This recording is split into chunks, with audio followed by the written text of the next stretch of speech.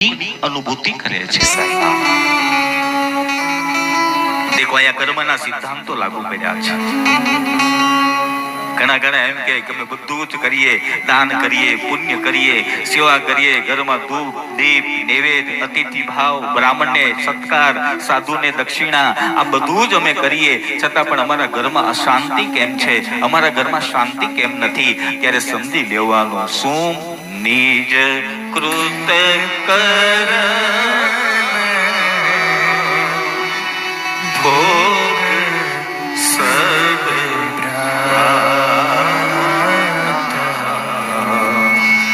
નિજ કૃત